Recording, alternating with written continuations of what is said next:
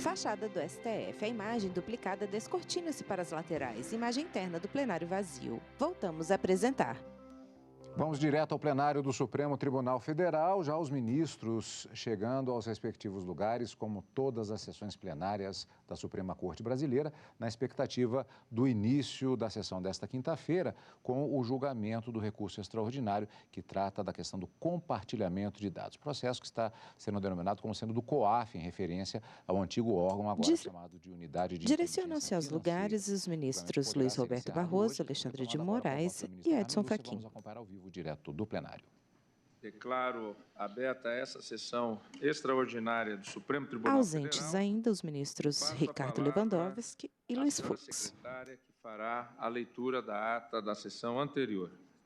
Ata da 29ª sessão ordinária do plenário do Supremo Tribunal Federal, realizada em 27 de novembro de 2019. Presidência do senhor ministro Dias Toffoli, presentes à sessão os senhores ministros Celso de Mello, Marco Aurélio, Gilmar Mendes, Ricardo Lewandowski, Carmen Lúcia, Luiz Fux, Assessora-chefe do plenário, Carmen Lilian Oliveira, está em pé à direita do ministro Dias Toffoli. Abriu-se a sessão às 14h26, sendo lida e aprovada a ata da sessão anterior. Pergunto se há alguma observação a ser feita. Não havendo, declaro a ata aprovada.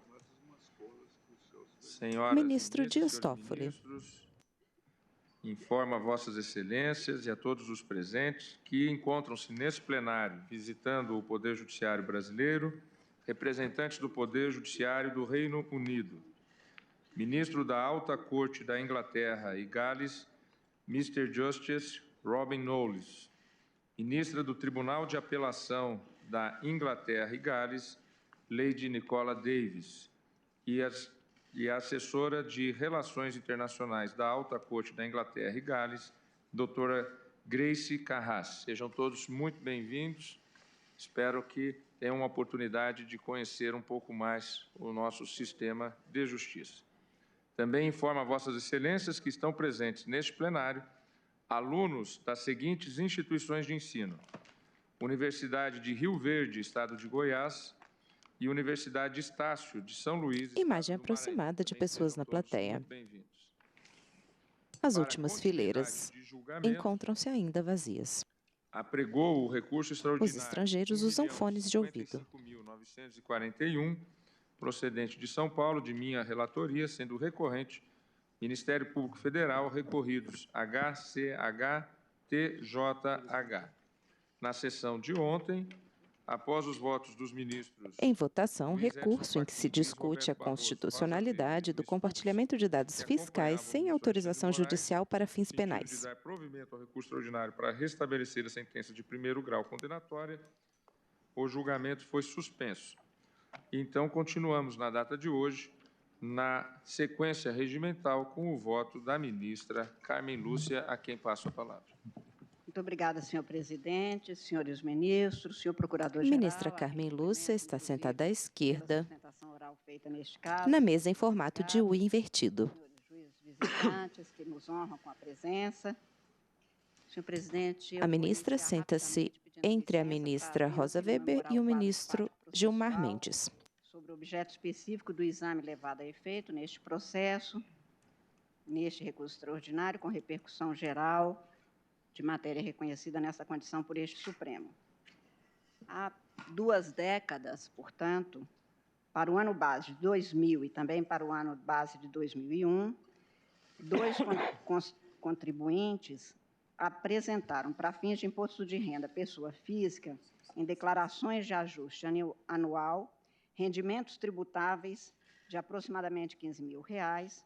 Entretanto, a sua manifestação financeira teria sido, no período de aproximadamente R$ 1 milhão em 2000 e R$ 700.000 em 2001, tendo-se na sentença que, aspas, o acusado, primeiro recorrido, entre os anos de 2000 e 2001, omitiu rendimentos da ordem de R$ 1.752.561,37, sendo que, quanto às declarações prestadas ao Fisco Federal entre 2001 a 2002, informou ter auferido renda neste período no montante de R$ 31.648,77, o que motivou a apuração de um crédito tributário a título de imposto de renda pessoa física de um total de R$ 1.233.403,48. Quanto à acusada, agora recorrida, afirma a denúncia ter ela omitido, entre os anos de 2000 a 2001, rendimentos da ordem de R$ 1.718.598,42, sendo que, quanto às declarações prestadas ao Fisco Federal entre 2001 a 2002, informou ter auferido renda neste período no montante de R$ 37.685,38, o que motivou a apuração de um crédito tributário a título de imposto de renda pessoa física num total de R$ 1.195.006,05. Esse descompasso de dados financeiros seria indício de omissão de receitas, com inobservância da legislação penal, especificamente os incisos 1 e 2 do artigo 1º da Lei 8.137. Instaurou-se processo administrativo contra os agora recorridos pela Receita Federal, que solicitou esclarecimentos sobre a divergência de dados e, não havendo manifestação dos contribuintes, a Receita requisitou extratos bancários às instituições financeiras. Com o acervo de indícios, o Ministério Público, a quem encaminhou a Receita Federal, após a constituição do crédito tributário, os dados, que ofereceu denúncia contra os contribuintes que foram condenados em primeira instância em 22 de abril de 2014, pelos crimes de omissão ou declaração falsa prestada às autoridades fazendárias, tendo sido eles, então, apenados, o primeiro com 2 anos e 11 meses de reclusão e multa, e a segunda, a pena de 2 anos, 7 meses e 15 dias de reclusão e multa, a ser cumprida em regime aberto, tendo sido esta pena substituída por 2 penas restritivas de direito, definidas em prestação de serviço à comunidade e prestação pecuniária. Em 2016, na apelação interposta, o Tribunal Regional Federal da Terceira Região proveu o recurso parcialmente e declarou nula a sentença em acórdão, que declarou, portanto, que, padecendo de nulidade, a sentença penal estaria nula desde o início quanto à apuração do crime do artigo 1º, inciso 1 da Lei 8.137. No entendimento, portanto, do Tribunal Regional Federal da Terceira Região, a obtenção dos dados financeiros por requisição da Receita Federal, diretamente às instituições bancárias, não poderia ser considerado válido, porque a legitimidade desta requisição se restringiria ao cumprimento de finalidade de constituição de crédito tributário. Assim, naquela compreensão, para que pudesse ensejar a análise e instauração de ação penal, o Ministério Público não poderia se valer dos dados que foram requisitados pela Receita Federal diretamente às instituições financeiras, mas apenas daqueles que tivessem sido obtidos mediante prévia autorização judicial. Daí a declaração de nulidade afirmada no acórdão recorrido, por se considerar, na compreensão daquele digno órgão, a inutilidade das provas obtidas no processo administrativo levado a efeito pela Receita Federal.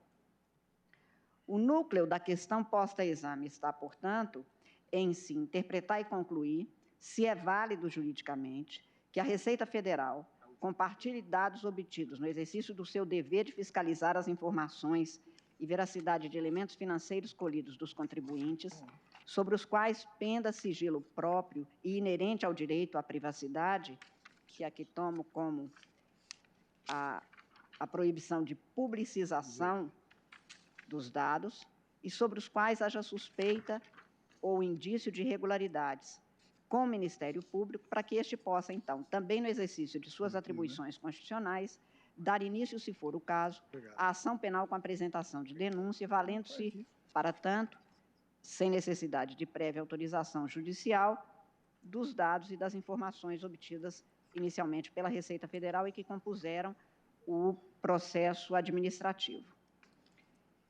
Antes de me manifestar, senhor presidente, sobre a matéria, eu anoto, como já foi feito nos votos dos eminentes ministros que precederam a votação, que me limito a examinar a matéria objeto do que foi considerado para fins de repercussão geral, admitida nos termos seguintes: constitucional, processual penal, compartilhamento com o Ministério Público para fins penais. Vista geral do dos plenário dados da bancários direita e para a fiscais esquerda.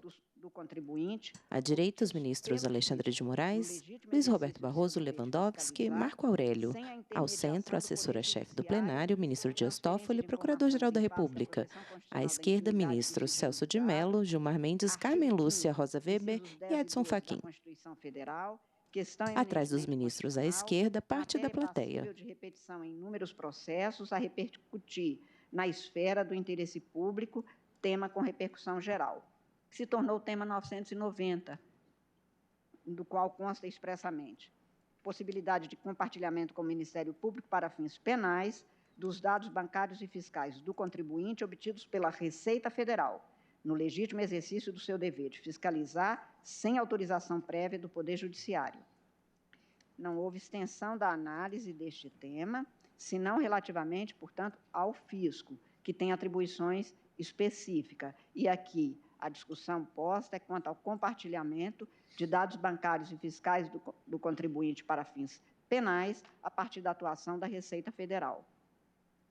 A extensão processada, nos termos que se deu pela decisão do ministro presidente relator deste caso, na tutela provisória de 15 de julho de 2019, me causam dificuldade pela singela circunstância de que, na petição do interessado, no qual se teve o deferimento daquela tutela, o interessado, como disse, não compõe este processo, não comparece em qualquer condição, não se admitindo no sistema brasileiro a inclusão em processo de terceiro requerente, tal como se deu. O autor da petição não era parte, amicus curiae, sendo a sua atuação no caso e referente à sua preocupação com órgão que não a Receita Federal, mostra-se, a meu ver, uma expansão inadequada juridicamente. Ademais, anoto que no ordenamento jurídico brasileiro somente se julga em sede extraordinária matéria que tenha sido objeto de pré-questionamento na instância competente e suscitada na fase processual própria. Não houve, no caso, cuidado judicial nas instâncias anteriores da questão relativa às balizas objetivas que os órgãos administrativos de fiscalização e controle, como o Fisco, o COAF e o Bacen, tivessem sido antes examinadas. Essa extensão, portanto, posta na decisão proferida na tutela provisória requerida por senador da República, não foi objeto de veiculação nem de contraditório na ação penal, quer na instância primeira, quer na apelação, na decisão ali proferida, não houve, na minha compreensão, um amadurecimento do que tem sido a razão de ser da repercussão geral reconhecida em sede extraordinária. Os termos expressos e restritos da questão admitida como sendo de repercussão geral não exemplificava o fisco como um dos órgãos cuja atribuição se questionava, tendo sido taxativo ao circunscrever aquele órgão da Justiça da Receita Federal a atuação como objeto deste recurso. Estaríamos, assim, inaugurando, nesta sede, matéria não cuidada nas instâncias próprias e que não foi objeto de decisão nos órgãos judiciais competentes e que não foi objeto, portanto, de questionamento. Portanto, com as vênias de entendimento diverso, tenho para mim que o núcleo aqui é realmente a questão referente à transferência para fins penais ao Ministério Público dos dados obtidos pela Receita Federal nos termos dos artigos 5º e 6º da Lei Complementar 105. No caso em exame, o Ministério Público Federal, agora recorrente, questiona se o artigo 6º da Lei Complementar 105 de 2001, declarado constitucional pela Suprema Corte, estou citando entre aspas, garante à Receita Federal o acesso de dados bancários, mesmo sem ordem judicial, e, por outro lado, se o fisco está legalmente obrigado a comunicar ao Ministério Público indícios da prática de crimes, como sustentar que, para o uso de tais dados, seria necessário ordem judicial. Os recorridos afirmaram, em contrarrazões, que, ainda que a Constituição Federal de 88 tenha ampliado os poderes de requisição direta ao membro do Ministério Público, leis posteriores, e cita as leis, 8.625, Lei Complementar 75, permitam fazê-lo junto a entidades privadas e vozes interpretam que a Lei Complementar 105 teria revogado o artigo 38 da Lei 4.595, que o condicionava no envio de informações bancárias à requisição judicial. Assim, o que se põe em análise neste julgamento é se seria possível, para fins penais, o compartilhamento com o Ministério Público de dados bancários e fiscais obtidos pela Receita Federal no exercício do seu dever legal de fiscalizar, mesmo sem autorização prévia do Poder Judiciário, transferindo-se, como é certo, também o sigilo daquelas informações e elementos anexados. Ao interpretar a norma prevista no artigo 6º da Lei Complementar 105, que resguarda a lisura das práticas financeiras e fiscais no julgamento do recurso extraordinário 601-314, de que foi relator o ministro Edson Fachin, o Supremo Tribunal definiu o tema 225 no sentido de ser possível o afastamento do sigilo bancário. Estou transcrevendo aquela decisão, da qual consta expressamente: por maioria, o tribunal fixou quanto ao item A do tema em questão a seguinte tese: o artigo 6º da Lei Complementar 105 de 2001 não ofende o direito ao sigilo bancário, pois realiza a igualdade em relação aos cidadãos por meio do princípio da capacidade contributiva, bem como estabelece requisitos objetivos e o traslado do dever de sigilo da esfera bancária para a fiscal. Nas ações diretas de inconstitucionalidade, já muitas vezes mencionada, neste caso, e relatadas por Vossa Excelência, ministro presidente, 2.386, 2.390, 2.397, 2.859, este Supremo Tribunal Federal também concluiu, por maioria, constitucionais os artigos 5º e 6º da Lei Complementar 105 de 2001 e seus decretos regulamentadores, assentando não configurar quebra de sigilo ou ofensa a direito fundamental a atuação da Receita Federal, que requisitava, então, estes dados dos órgãos, das entidades financeiras competentes, das instituições que detinham esses dados. Eu estou transcrevendo, deixo de ler, porque já foi mencionado desde o voto de Vossa Excelência. Pelo julgado, naquelas ações e naquele recurso extraordinário, definiu-se que no fornecimento de dados bancários por instituições Em julgamento, financeiras recurso em que aos se órgãos da discute a administração constitucionalidade do tributária, compartilhamento sem de dados necessidade de fiscais prévia sem autorização judicial para fins penais. não há quebra de sigilo Quem vota é a na ministra forma Carmen constitucionalmente Lúcia. definida e vedada, mas transferência de dados entre órgãos estatais encarregados de receber, apurar e colaborar uns com os outros, para que os fins do Estado sejam cumpridos e os valores sociais atendidos, mantendo-se a exigência pelos órgãos competentes, em todos os casos, do sigilo sobre os dados obtidos, sob pena de responsabilização civil, administrativa e penal, nos termos do artigo 198 do Código Tributário Nacional. Tenho que o texto constitucional não menciona expressamente, de forma exauriente, o conteúdo e resguardo do sigilo bancário e fiscal das pessoas, como algo intransponível em qualquer caso, a todo e qualquer órgão, incluído aí os do Poder Fiscalizador do Estado. Os incisos 10 e 12 do artigo 5º da Constituição, que estabelecem a inviolabilidade da intimidade, da vida privada, da honra e da imagem das pessoas, assegurado o direito à indenização por dano moral ou material decorrente de sua violação, e a inviolabilidade do sigilo, da correspondência e das comunicações telegráficas, de dados e das comunicações telefônicas, salvo no último caso, por ordem judicial, nas hipóteses e na forma que a lei estabelecer, para fins de investigação criminal ou instrução processual penal, não significa direito de ser impermeável a qualquer atuação estatal, menos ainda ao compartilhamento de dados obtidos de forma lícita e legítima com os próprios órgãos estatais encarregados de cumprir as finalidades para manter saneado o sistema jurídico, até mesmo pela atuação dos parlamentares, dos particulares. No direito, não há definição com conteúdo absoluto e independente de qualquer interpretação. Na matéria aqui examinada, há de ser delimitado o espaço de atuação legítima do legislador a nortear o administrador público, resguardando-se e compatibilizando-se direitos e deveres das pessoas e atribuições e obrigações estatais em benefício da sociedade para o cumprimento dos fins do Estado, que têm de ser cumpridos, como os direitos fundamentais têm de ser respeitados, tudo na forma da Constituição e da lei. A busca do equilíbrio e do acatamento do direito posto, direitos fundamentais e deveres estatais, há de ser obtida pelo legislador no exercício da atribuição que lhe foi conferida pelo Constituinte.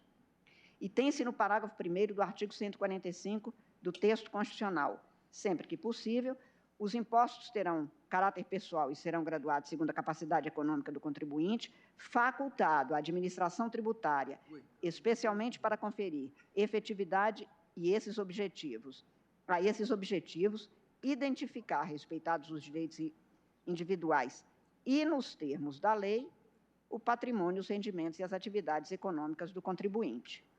O sistema constitucional protege o direito à privacidade das pessoas, de seus respectivos patrimônios, inclui o segredo de dados bancários e fiscais, no sentido de não permitir a sua publicização por qualquer pessoa, sem qualquer finalidade e sem respeito às prescrições legais. Entende-se, portanto, este sigilo como a não publicização dos dados que expressem o acervo de bens particulares e que não podem ser disponibilizados, senão nos termos da lei, e para o atingimento dos fins constitucionais e legais, para o perfeito cumprimento das finalidades do Estado. A Constituição da República delegou à legislação estabelecer as hipóteses nas quais o direito à privacidade há de ser compatibilizada com o dever estatal de defesa da sociedade, especialmente contra a prática de ilícitos. A conclusão deste Supremo Tribunal Federal, no sentido da constitucionalidade do acesso dos dados diretamente pela administração fazendária, respeitados os limites materiais e procedimentais à sua aquisição, conduz ao reconhecimento da legitimidade da remessa desses dados aos órgãos investigativos competentes, no caso ao Ministério Público, que é o titular da ação penal pública, para que possa formar a sua opinio delicti. É dever do agente público, ao deparar com indícios de prática criminosa, comunicar os fatos ao Ministério Público, como determina a legislação. Regulamentando o parágrafo 1º do artigo 145 da Constituição da República, o inciso 4º do parágrafo 3º do artigo 1º e o artigo 6º da Lei Complementar 105 de 2001, estabeleceu exatamente que as instituições financeiras conservarão sigilo em suas operações ativas e passivas e serviços prestados, mas que não constitui violação do dever de sigilo a comunicação às autoridades competentes da prática de ilícitos penais ou administrativos, abrangendo o fornecimento de informações sobre operações que envolvam recursos provenientes de qualquer prática criminosa. E ainda, naquele artigo 6º da Lei Complementar 105, que as autoridades e os agentes fiscais tributários da União, dos Estados, do Distrito Federal e dos municípios somente poderão examinar documentos, livros e registros das instituições financeiras, inclusive os referentes a contas de depósitos e aplicações financeiras, quando houver processo administrativo instaurado ou procedimento fiscal em curso, e tais exames serão considerados indispensáveis pela autoridade administrativa competente. Ainda que o resultado dos exames, as informações e os documentos a que se refere, neste artigo, serão conservados em sigilo, observada a legislação tributária. No caso agora em exame, houve exatamente recurso a procedimento fiscal instaurado devidamente nos termos da lei, no qual houve a apuração do ilícito fazendário, pelo que se teve o envio dos dados para que o órgão competente, qual seja o Ministério Público, pudesse também cumprir o seu dever constitucional de dar cobro ao prosseguimento de formação da opinião sobre a existência ou não do delito e dar prosseguimento, como foi feito com o oferecimento da denúncia.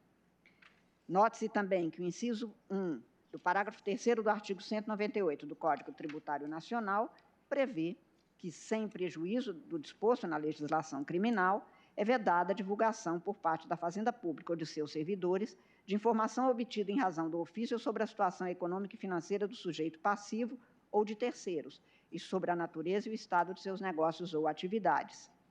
Não é vedada a divulgação de informações relativas a representações fiscais para fins penais.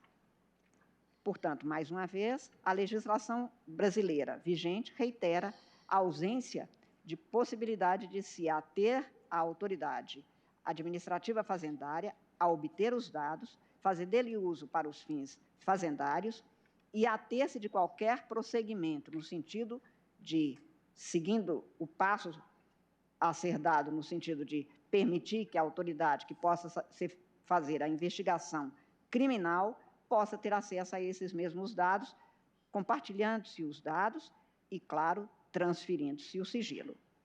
Ainda que se pudesse cogitar e tratar no presente recurso extraordinário, que, como disse, entendo indevido, a questão do antes COAF, agora o IFE, tinha-se no artigo 15 da Lei 9.613, de 98, que, aspas, o COAF comunicará às autoridades competentes para a instauração dos procedimentos cabíveis, quando concluir pela existência de crimes previstos nessa lei, de fundados indícios de sua prática ou de qualquer outro ilícito. E, no mesmo sentido, o artigo 28 da Lei 7.492, de 96, ao determinar que, quando no exercício de suas atribuições legais, o Banco Central do Brasil ou a Comissão de Valores Mobiliários verificar a ocorrência de crime previsto nesta lei, disso deverá informar ao Ministério Público Federal, enviando-lhe documentos necessários à comprovação do fato.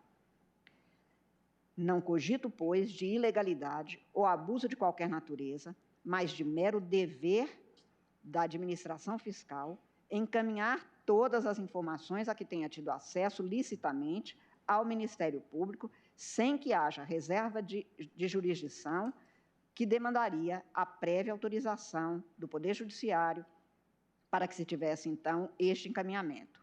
No sentido da rigidez jurídica das normas a que me referi, assentou-se na jurisprudência deste Supremo Tribunal Federal, e estou citando, como já foi citado também pelos nossos colegas, uns tantos e quantos julgados, incluídos alguns colegiados em agravos, exatamente permitindo-se que, na forma do que tínhamos julgado, no recurso extraordinário 601-314, a possibilidade deste encaminhamento até mesmo ao COAF. Estou citando, por exemplo, o agravo regimental no recurso extraordinário 1.058.429, relatado pelo ministro Alexandre de Moraes.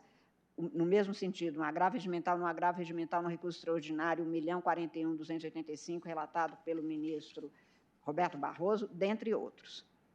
Se, nos termos da pacífica jurisprudência deste Supremo, o fisco pode ter acesso às informações bancárias e fiscais dos cidadãos sem necessidade de prévia autorização judicial e de acordo com o parágrafo 3º, inciso 4 do parágrafo 3º do artigo 1º da Lei Complementar 105, pelo artigo 198, parágrafo 3º, inciso 1 do Código Tributário Nacional, nos termos do artigo 15 da Lei 9.613 e ainda do artigo 28 da Lei 7.492, a Fazenda Pública Nacional, a Fazenda Pública, tanto quanto o Banco Central do Brasil, a Comissão de Valores Mobiliários e a UIF, antes COAF, tem, na minha compreensão, não apenas legitimidade, mas a obrigação de informar ao Ministério Público eventuais dados que possam ensejar a investigação naquele espaço e a formação da opinião delicti sobre ilícitos penais de que venham a ter conhecimento, não havendo, pois, se cogitar, na minha compreensão, de ilicitude de prova obtida nestes autos, que agora examinamos.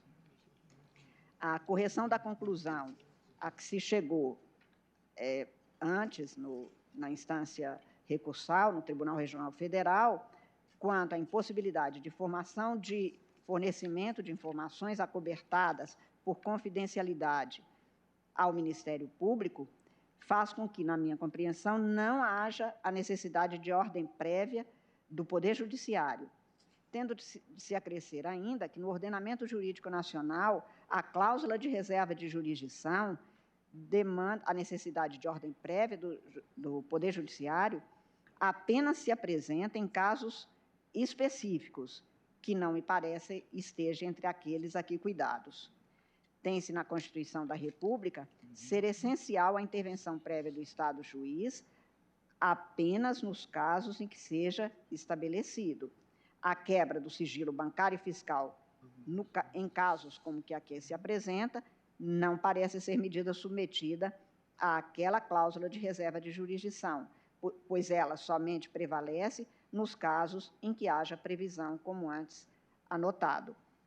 Atento ainda, para perfeito desate do que posto a exame neste processo, que, ao dispor no artigo 5º da Lei Complementar 105, sobre a restrição a montantes globais de comunicação a ser feita, independente da prévia ação fiscal, não se vê ali restrição a este caso, pela possibilidade legalmente estabelecido para o compartilhamento dos dados à autoridade competente, incluído o Ministério Público, para o exercício de seus deveres funcionais, no caso, apuração de ilícito penal.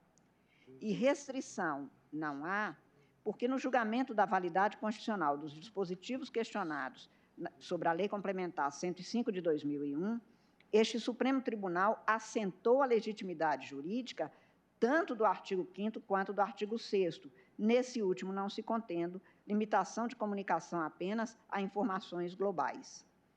O núcleo da discussão havida neste recurso extraordinário é apenas se regularmente colhidos os dados pela Receita Federal, na forma considerada válida e regular por este Supremo Tribunal Federal, poderiam eles ser compartilhados com o Ministério Público para a finalidade de eventual apuração de processamento penal.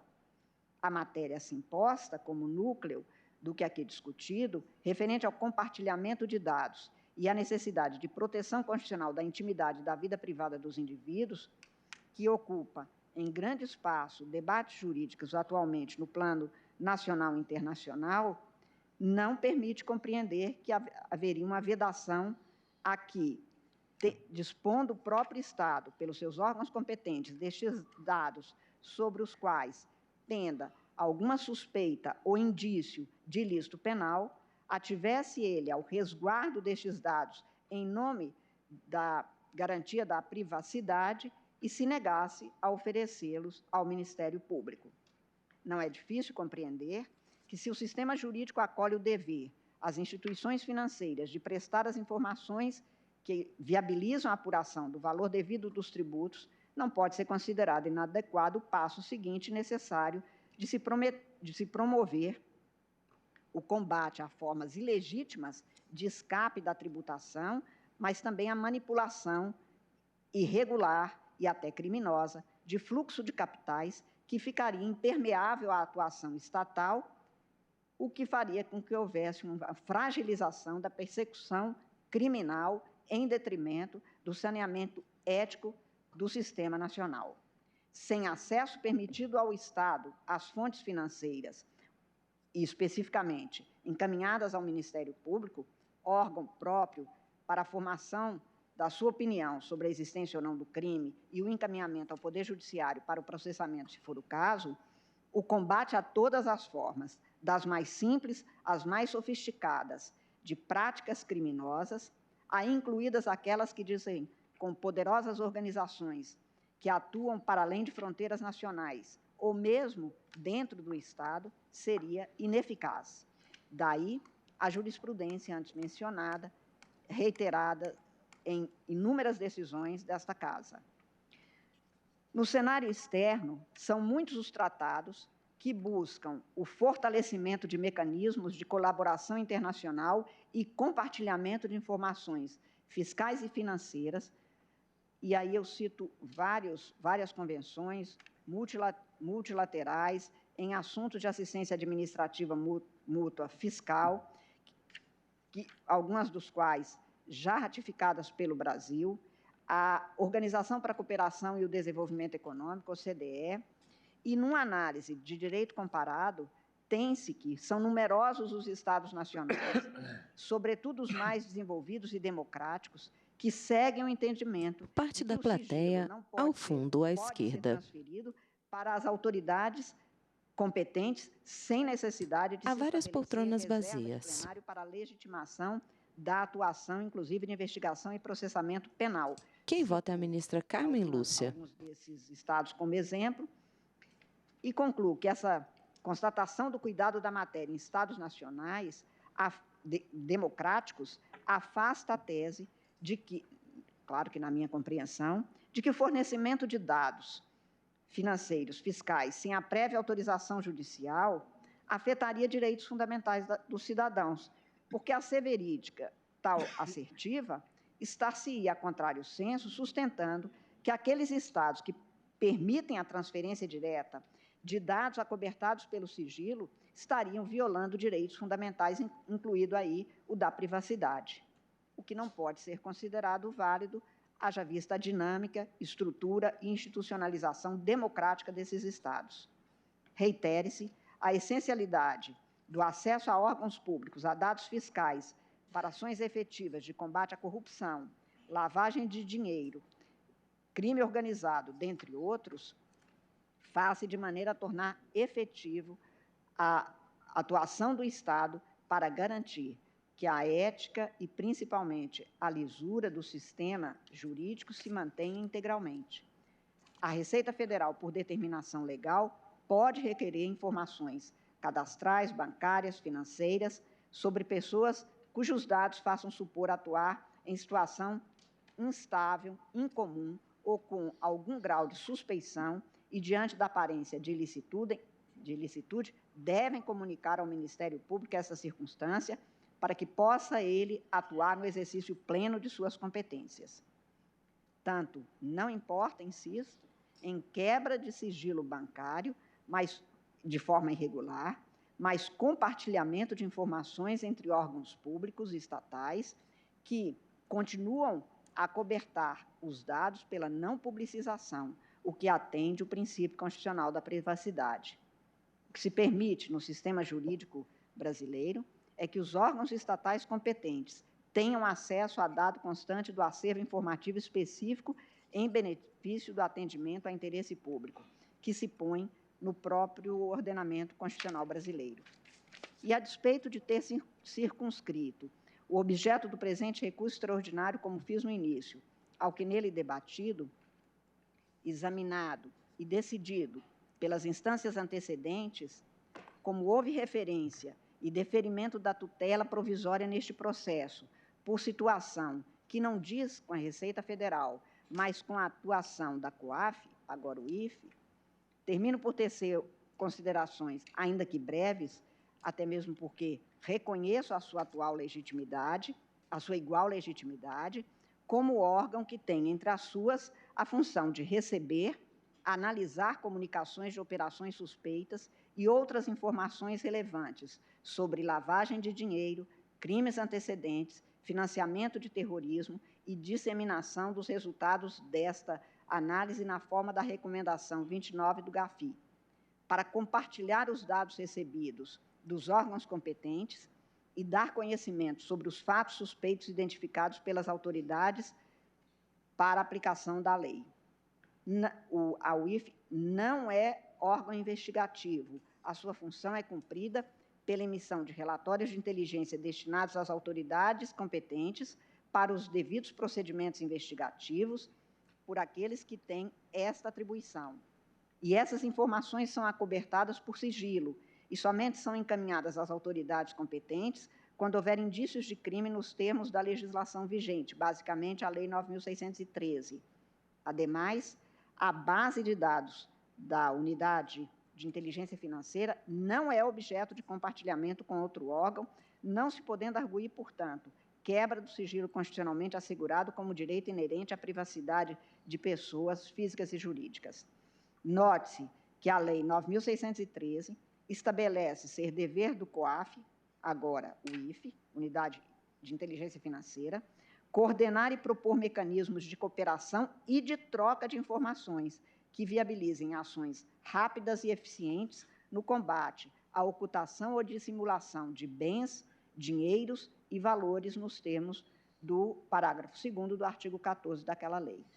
A análise realizada por essa unidade não está isenta de submeter-se ao contraditório, especialmente os seus relatórios, sem embargo de se apresentarem com aptidão suficiente a servirem de embasamento a uma compreensão dos fatos relatados, que podem ser comprovados por todos os meios de prova permitidos em direito ou adversados no curso dos procedimentos e processos específicos.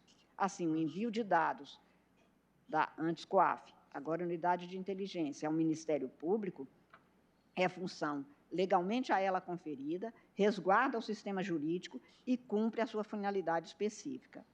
Não pode ser considerada irregular, nem se pode restringir função que é a razão de ser dessa unidade e que atende até mesmo compromissos internacionais assumidos pelo Brasil, no sentido de ser Estado que tem um empenho formal, objetivo e real de combater a corrupção, a lavagem de dinheiro, o crime, especialmente aquele de organização criminosa, a limitação que vem a ser imposta de forma, na minha compreensão também, indevida. Por isso, senhor presidente, voto no sentido de, divergindo com as vênias devidas do voto de Vossa Excelência, dar provimento ao recurso para restabelecer a sentença, revogando a tutela provisória deferida, assentando a constitucionalidade do compartilhamento dos dados pela Receita Federal do Brasil da íntegra do procedimento de fiscalização que define o lançamento do imposto, do tributo, mas também pela unidade de inteligência financeira e dos outros órgãos mencionados, neste caso, da UIF, dos seus relatórios, com órgãos de persecução penal para fins criminais, transferindo, em todos os casos, o sigilo dos dados compartilhados na forma da legislação vigente. É como voto, presidente. Agradeço a ministra Carmen Lúcia, que também vota no sentido do Ministro Dias para Toffoli. restabelecer a sentença condenatória de primeiro grau. Como vota o ministro Ricardo Lewandowski? Cumprimento Vossa Excelência, senhor presidente. Ministro Ricardo Lewandowski, sentados à direita na mesa em formato de U invertido.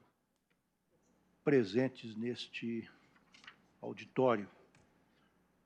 Senhor presidente, meu voto é singelo. Está entre os ministros Marco Aurélio e Luiz Fux. Jurídica e muito menos política.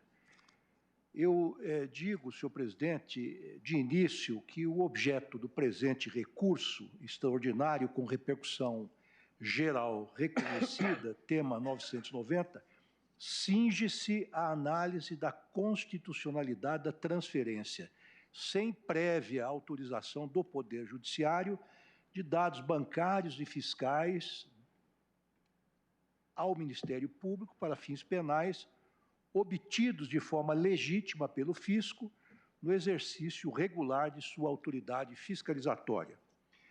A despeito de a controvérsia guardar certa proximidade com o tema enfrentado por esta Suprema Corte no julgamento do RE 601314 de São Paulo, tema 225, de relatoria do ministro Edson Fachin, dele difere quanto aos limites objetivos e subjetivos da transferência de informações bancárias e fiscais legalmente obtidas pela Receita para outros órgãos de controle, tendo em conta o direito constitucionalmente protegido à intimidade, à privacidade e ao sigilo de dados pessoais. Relembro que, por ocasião do referido julgamento, externei minha preocupação quanto à transferência de dados em poder das autoridades administrativas para órgãos responsáveis pela persecução penal, tendo inclusive solicitado esclarecimentos à representante da Fazenda Nacional, presente à sessão. Esta respondeu que, encerrado o prazo... Vista dos ministros à direita e parte da plateia ao fundo. Tal transferência seria possível. Ora, embora Em votação, o recurso em que se discute a constitucionalidade do compartilhamento de dados fiscais sem autorização judicial para fins penais. Relativa ao mencionado repasse de dados, restringindo-se na oportunidade a examinar se era ou não possível antepor o sigilo bancário e fiscal à administração tributária na coleta de informações bancárias de contribuintes. Quem vota é o ministro Ricardo Lewandowski. Pela constitucionalidade do artigo 6º da Lei Complementar 105 de 2001, fixando a seguinte tese quanto ao item A do tema 225 da sistemática da repercussão geral. Entre aspas, o artigo 6º da Lei Complementar 105 de 2001 não ofende o direito ao sigilo bancário, pois realiza a igualdade em relação aos cidadãos por meio do princípio da capacidade contributiva, bem como estabelece requisitos objetivos e o traslado do dever de sigilo da esfera bancária para fiscal.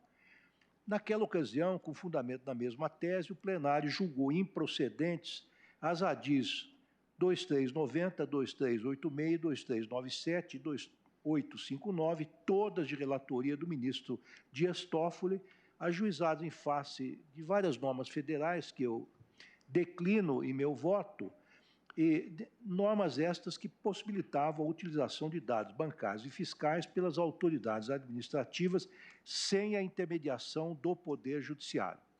No voto que proferi, destaquei que não vislumbrava a ocorrência de uma verdadeira quebra de sigilo, mas apenas de uma transferência de sigilo para finalidades de natureza eminentemente fiscal. Por tal razão, conferi interpretação conforme ao artigo 6º da Lei Complementar 105 de 2001, no sentido de que os dados sigilosos de interesse fiscal somente podem ser acessados depois da instauração de competente processo administrativo por ato devidamente motivado, nos moldes hoje preconizados no Decreto 3724 de 2002, devendo essa sistemática abranger os 3 níveis político-administrativos da Federação. Além disso, entendi que seria de rigor a imediata notificação do contribuinte, assegurando-se a ele o mais amplo acesso aos autos, com direito à extração de cópias de quaisquer documentos ou decisões, de maneira a garantir-lhe o tempo todo, ou a todo tempo, o controle jurisdicional dos atos da administração, nos termos do que atualmente dispõe a Lei 9784 de 99. Pois bem, no caso vertente, tem-se que o Tribunal Regional Federal da Terceira Região deu parcial provimento à apelação interposta pela defesa para anular a ação penal instaurada contra os recorridos, na qual foram condenados pela prática de crime contra a ordem tributária, tipificado no artigo 1º, inciso 1 da Lei 8137 de 90, que corresponde, entre aspas, a omitir informação ou prestar declaração falsa às autoridades fazendárias. E o TRE da Terceira Região o fez ao entendimento de que não se mostra possível o compartilhamento de dados sigilosos obtidos pela Receita Federal junto às instituições financeiras, sem prévia autorização judicial. Como assentei acima, no RE 601314 de São Paulo, incorporei meu voto ao da maioria, que decidiu a controvérsia no sentido da dispensabilidade de autorização judicial para a utilização de dados bancários recolhidos pela administração tributária para fins de persecução penal.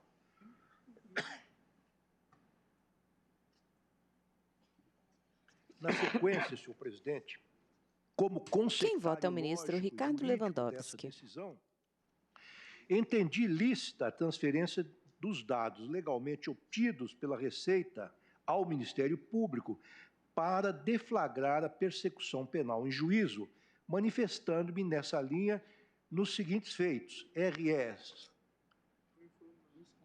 1052377, 1056965 e 1066702. Ao assim decidir, invoquei os precedentes a seguir listados, vários precedentes de lavra do ministro Gilmar Mendes, do ministro Roberto Barroso, do ministro Alexandre de Moraes e um outro de minha relatoria. Portanto, já decidi neste sentido, ou seja, na possibilidade de transferir dados obtidos pela Receita licitamente ao Ministério Público para fins de persecução penal. Isso em decisões monocráticas. O caso sob exame, a meu ver, encaixa-se exatamente no mesmo figurino. Com efeito, os recorridos foram autuados pela Delegacia da Receita Federal de Limeira, São Paulo, porque teriam sonegado imposto de renda dos anos de 2001 e 2002. Após a instauração dos competentes processos administrativos, instruídos com as declarações de ajuste fiscal e extratos de movimentação bancária relativos àquele período, os recorridos foram intimados a manifestar-se por 2 vezes, mas quedaram inertes. Diante da não comprovação da origem dos recursos que ingressaram nas contas bancárias dos recorridos, os quais deixaram de ser declarados à Receita, os documentos encartados nos processos administrativos fiscais foram encaminhados ao Ministério Público, que ofereceu a denúncia contra aqueles, com base exclusivamente nos dados assim colhidos. Em nenhum momento o parquet requereu a remessa de informações adicionais, ou seja, a transferência de dados que ainda não fossem de conhecimento dos recorridos na fase administrativa, aos quais, como visto, foi aberta por mais de uma vez a oportunidade de contestá-los. A Receita, cumpre salientar, agiu acobertada pelo disposto no artigo 145, parágrafo 1º da Constituição Federal, no artigo 6º da Lei Complementar 105 de 2001, considerado constitucional pelo STF, e no artigo 198, parágrafo 3º, inciso 1º do Código Tributário Nacional, que autoriza a divulgação de informações para fins penais. Vale notar, ademais, que o artigo 1º, parágrafo 3º, 4º da mencionada Lei Complementar 105 de 2001, estabelece com todas as letras que não configura violação do dever de sigilo, entre aspas, a comunicação às autoridades competentes da prática de ilícitos penais ou administrativos, abrangendo o fornecimento de informações sobre operações que envolvam recursos provenientes de qualquer prática criminosa. Tem-se, portanto, na hipótese em análise, que a Receita obteve de forma legítima informações bancárias de determinados contribuintes para confrontá-las com as respectivas declarações de renda, as quais permitiram concluir que estes sonegaram tributos em datas distintas. Tais dados, encartados em processos administrativos fiscais, nos quais se assegurou contraditória e a ampla defesa aos contribuintes, foram depois encaminhados ao Ministério Público, que os utilizou como prova para o ajuizamento de uma ação penal. Aqui não se cogita, senhor presidente, de compartilhamento indiscriminado ou aleatório de dados bancários e fiscais entre a Receita e o Ministério Público, mas tão somente de transferência ou repasse daquela repartição para este órgão de provas relativas à sonegação fiscal de contribuintes para o efeito de promoção de sua responsabilidade penal. Não se está, portanto, senhor presidente, estou terminando, diante de prova obtida ilegalmente ou de quebra indevida de sigilo bancário e fiscal por parte da Receita.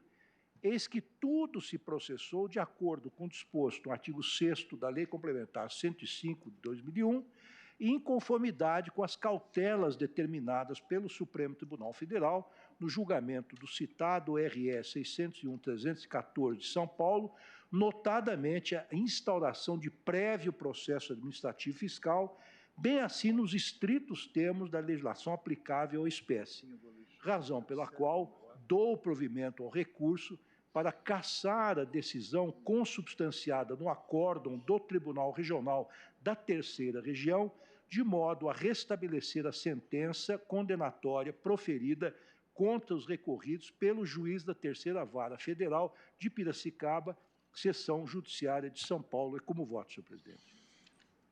Obrigado, ministro Ricardo Lewandowski, que também dá provimento para restabelecer a sentença condenatória. Como voto, o ministro Gilmar Mendes. Presidente, eu tenho um voto longo, mas vou tentar fazer um resumo. Ministro Gilmar Mendes, sentado à esquerda, entre os ministros Carmen Lúcia e Celso de Mello. Ministros que já se pronunciaram sobre o tema. Apenas para um enquadramento fático-jurídico da questão, temos aqui o recurso extraordinário com repercussão geral, reconhecida por essa Suprema Corte, tema 990, em que se discute a possibilidade de compartilhamento com o Ministério Público para fins penais dos dados bancários e fiscais do contribuinte obtidos pela Receita Federal no legítimo exercício de seu dever de fiscalizar sem autorização prévia do Poder Judiciário. O Ministério Público interpôs recurso extraordinário contra acórdão proferido pelo Tribunal Regional da Terceira Região, devidamente emendado, em que, no ponto 3, se diz: reconhecida a ilicitude do compartilhamento de dados obtidos pela Receita Federal com o Ministério Público Federal para fins penais, e estando a materialidade delitiva demonstrada exclusivamente com base em tais elementos ou em provas deles derivadas, tem-se que a ação penal padece de nulidade desde o início quanto à apuração do crime do artigo 1º, inciso 1º da Lei 8.137. Sobre a necessidade ou não de autorização judicial para compartilhamento, bem como para o uso de dados acobertados pelo sigilo bancário, o recorrente levanta a seguinte questão: se o artigo 6º da Lei Complementar 105, declarado constitucional por esta Suprema Corte no julgamento da ADIM 2859, garante à Receita Federal o acesso de dados bancários do contribuinte, mesmo sem prévia ordem judicial, e, por outro lado, se o fisco está legalmente obrigado a comunicar ao Ministério Público indícios de prática de crimes, como sustentar que, para o uso de tais dados, seria necessária ordem judicial? Significa dizer, uma nova ordem judicial. Eu registro aqui o disposto no artigo 6º da Lei Complementar 105, já multicitado.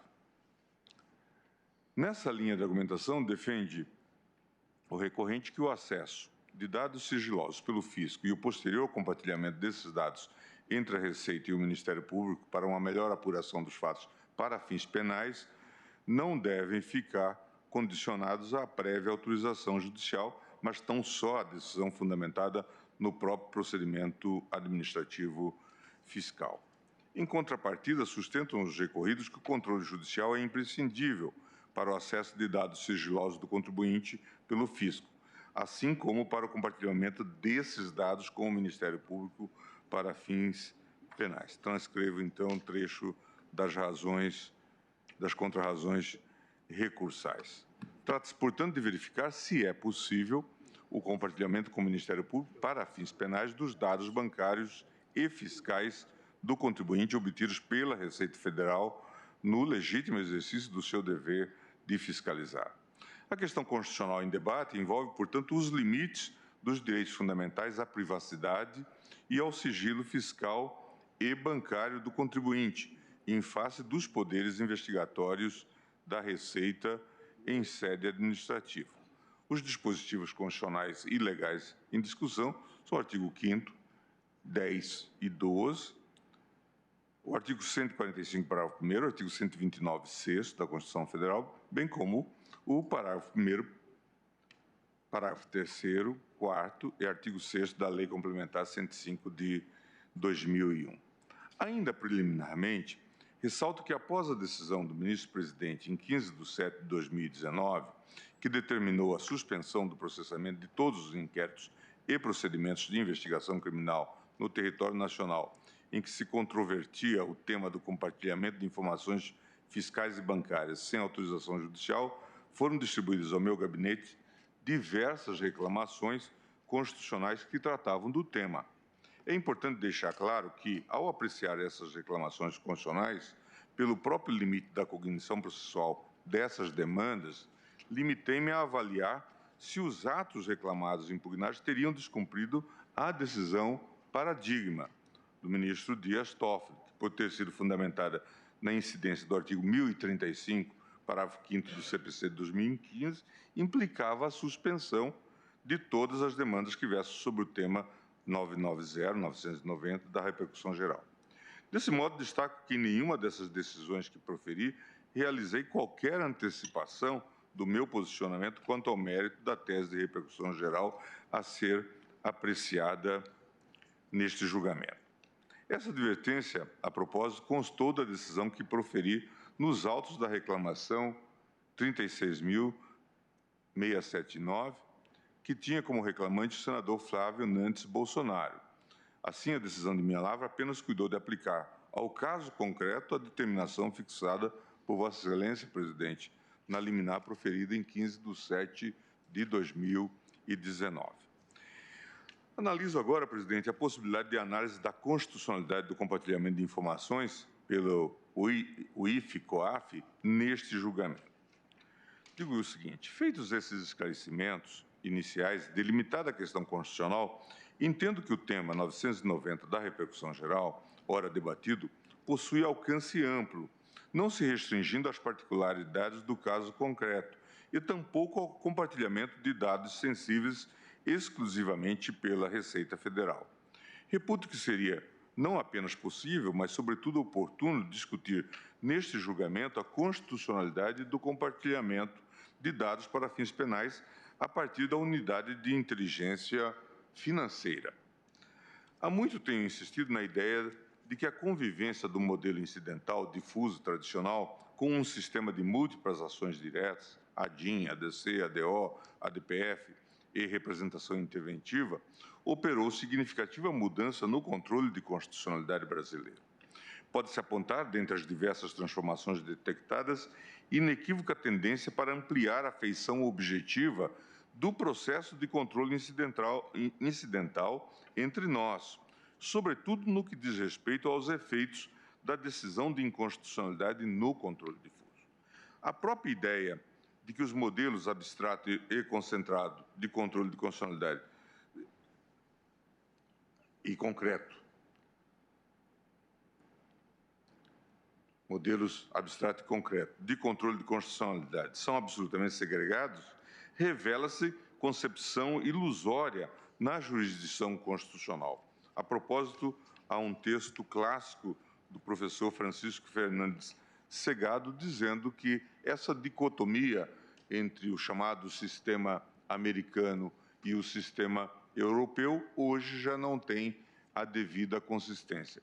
E no sistema americano, como observam Alex Witt e Martin Shapiro, referindo-se ao processo de abstrativização do controle norte-americano, mesmo nos casos de controle concreto, resta evidente que a adjudicação de direitos fundamentais se realiza através da construção elaborada de testes de balanceamento, geralmente acoplados a um requisito de proporcionalidade.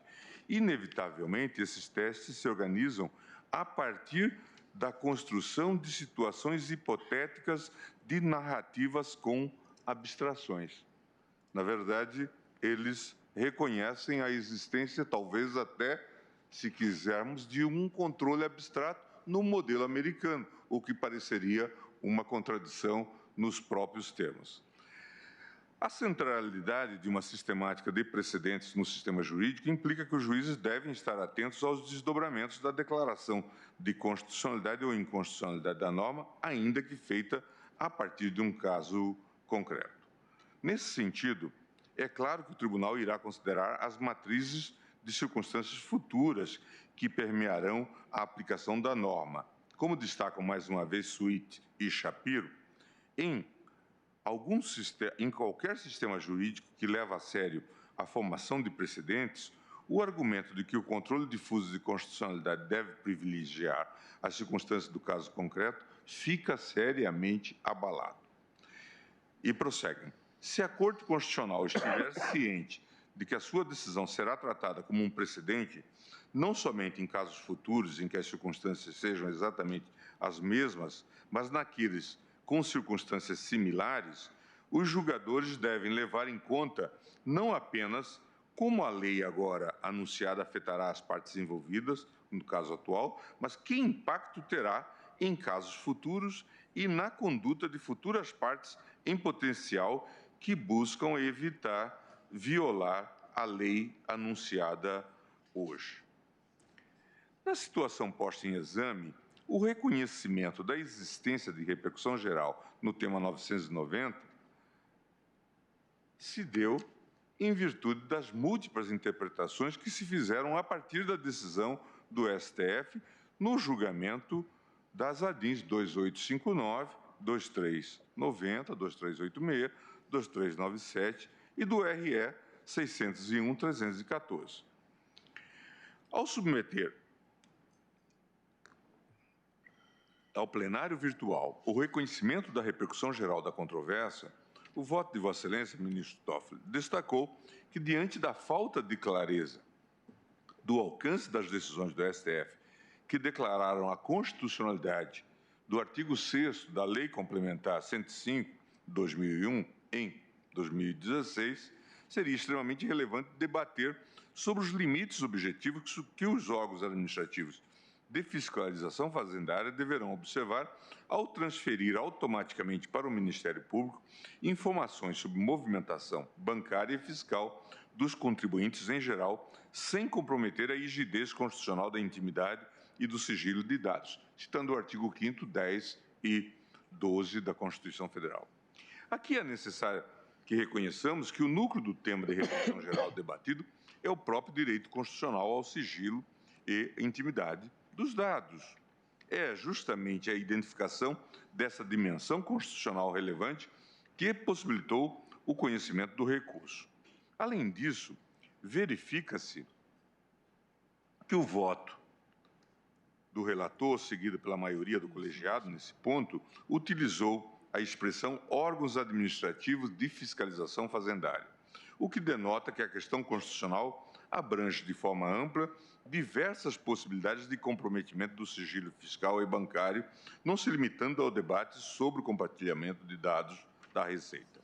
Além disso, embora a partir da edição da Lei 9.613 de 2003 tenha se estruturado no Brasil um sistema efetivo de inteligência financeira voltado ao combate à lavagem de capitais, resta evidente que a literalidade dessa legislação é pouco elucidativa no que tange ao tema do compartilhamento das informações sigilosas para fins penais. Nesse sentido, devem se destacar as considerações feitas num artigo recente pelos professores Luiz Greco e Alaô Leite, ambos da Universidade Humboldt de Berlim, publicado recentemente na Folha de São Paulo, acerca da atuação do COAF. A principal crítica feita pelos autores à unidade de inteligência brasileira refere-se ao laconismo da legislação aplicável. Como pontuam os autores, teria de existir lei formal prevendo os pressupostos materiais para o compartilhamento de dados, sobretudo em quais hipóteses, quais os dados e com que finalidade podem ser eles colhidos, usados, compartilhados e armazenados. A advertência dos autores é clara: delimitar as competências dos órgãos de inteligência com base na lei é um exercício de consagração da própria ordem democrática. Como afirmam os professores, se saber significa poder e não pode haver poder ilimitado, passa a ser relevante definir as atribuições dos órgãos vocacionados à produção geral de informações, órgãos de inteligência, e as atribuições que competem ao órgão que possui o poder de agir em face das pessoas concretas suspeitas de prática de ilícito, os órgãos de persecução penal.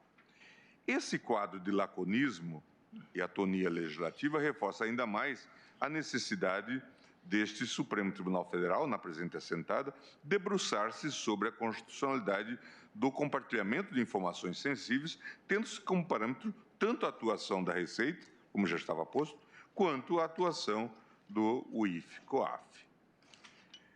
Eu passo, então, à questão do direito fundamental à privacidade e intimidade e o sigilo dos dados bancários e fiscais. Repasso as lições do professor José Adércio Leite Sampaio, que defende que afirmar que o ser humano é livre exige, não como seu pressuposto, mas como consectário, reconhecer seu domínio ou controle sobre os inputs e outputs da informação. Um debate hoje que já está consagrado desde os anos Quem vota é o ministro Gilmar Mendes. 80, com a ideia da chamada autonomia informacional ou de informationelle Selbstbestimmung. Eu, então, repasso. Eu digo que vale mencionar que o direito constitucional à autodeterminação informacional é compreendido no contexto normativo alemão como o direito do indivíduo de dispor livremente sobre os dados relativos à sua pessoa, sem interferência, podendo determiná-los como deseja. Tal prerrogativa, ligada ao direito constitucional da intimidade, bem como ao sistema de proteção de dados fiscais e bancários, de um modo geral, não está disposta, entretanto, de forma expressa na Constituição alemã. Todavia, o Tribunal Constitucional compreende esse direito como um corolário dos direitos de personalidade, previstos nos artigos 1º, 1 e 2.1 da Constituição alemã. Eu cito aqui sobre o assunto Smith-Spiros. No que concerne ao sigilo fiscal e bancário, a jurisprudência desta Corte já reconheceu em mais de uma oportunidade que o seu levantamento deve pressupor prévia decisão judicial devidamente motivada. Artigo 93, 9 e artigo 5º, inciso 35. E, excepcionalmente, aos poderes fiscalizatórios do Poder Legislativo e das CPIs. Cito o HC 96.056 da minha relatoria e também os MS 22.801, relatoria do ministro Menezes Direito, e 22.934 do ministro Joaquim Barbosa. Portanto, não restam dúvidas de que o respeito à garantia constitucional que protege a intimidade e a vida privada, que se estende aos sigilos fiscais e bancários do indivíduo, é a regra do ordenamento jurídico pátrio, sendo as suas formas de mitigação a exceção. Desse modo, a prévia autorização judicial para o levantamento dos sigilos fiscal e bancário representa uma garantia em favor dos cidadãos e contribuintes no sentido de que o uso dos seus dados privados seja previamente analisado por decisão fundamentada do Poder Judiciário, de modo a evitar eventuais abusos ou excessos dos órgãos de investigação e persecução. Ressalta-se que somente a fundamentação permite avaliar se a racionalidade da decisão predominou sobre o poder. Cito aqui Auri Lopes Júnior e Ricardo Glockner. O crivo do Poder Judiciário, para que se justifique a exceção da quebra do sigilo fiscal e bancário de um cidadão, pressupõe também o respeito a outras duas garantias inerentes à decisão judicial, que trazem a racionalidade ao ato, quais seja o contraditório e a ampla defesa. Por ser a restrição aos sigilos fiscal e bancário uma excepcionalidade que atinge diretamente um direito fundamental consagrado pela Constituição, o exame de seus pressupostos não pode ficar à margem do controle judicial. Na doutrina de Canutilho, existem atos que se traduzem em ofensas aos direitos fundamentais garantidos pela Constituição, que pressupõem, desde a primeira análise, acerca de uma possível mitigação de seu conteúdo, uma reserva material de jurisdição devendo ser autorizados necessariamente pelo Judiciário. Ressalta-se que é corolário do próprio Estado de Direito e do princípio da separação de poderes e funções que haja limites institucionais ao exercício do poder, com o controle recíproco do exercício das atribuições dos órgãos públicos. Nesse sentido, Karl Loewenstein escreve que dividir o Leviatã é da essência do governo constitucional, destacando ainda que a liberdade é o desígnio ideológico da teoria da separação dos poderes. Nessa linha de raciocínio, o Poder Judiciário possui atuação clara e indispensável. Além de decidir sobre atos como prisões cautelares e meios de obtenção de prova, o julgador é o guardião dos direitos fundamentais na investigação preliminar. Assim, 3 são as conclusões neste ponto, na busca de equacionar a proteção das garantias individuais resguardadas pela Constituição e a efetividade do combate aos crimes econômicos e à corrupção. A autorização para o levantamento do sigilo fiscal e bancário retrata uma excepcionalidade do direito fundamental de proteção à intimidade e à vida privada, que é a regra na ordem constitucional pátria. Em homenagem ao princípio da reserva de jurisdição, deve o levantamento dos sigilos fiscal e bancário, em regra, ser autorizado por uma decisão judicial devidamente fundamentada nos termos do artigo 93, inciso 9. A autorização para o levantamento dos sigilos fiscal e bancário por uma decisão meramente administrativa e sem o devido controle judicial representa, de fato, a excepcionalidade de uma situação que já é em si excepcional, devendo a mitigação do direito fundamental da intimidade da vida privada, neste caso, obedecer a uma hermenêutica taxativa e restritiva, evitando-se qualquer interpretação extensiva e genérica. Do compartilhamento de informações fiscais e bancárias, delimitações estabelecidas no julgamento das ADINs 2390, 2386, 2397 e 2859 e no RE 601-314. Eu repasso essas questões, presidente, referindo, então, o debate que tivemos a propósito do artigo 5º e do artigo 6º da Lei Complementar 105 de 2001. Eu digo, em seu voto, o relator ministro Dias Toffoli fez uma breve digressão sobre o entendimento da Corte sobre o assunto, ressaltando que a controvérsia foi analisada pelo plenário em duas outras oportunidades. A primeira delas no julgamento da AC 33, Paraná, e posteriormente no RE 389-808. Na AC 33 do Paraná, se assentou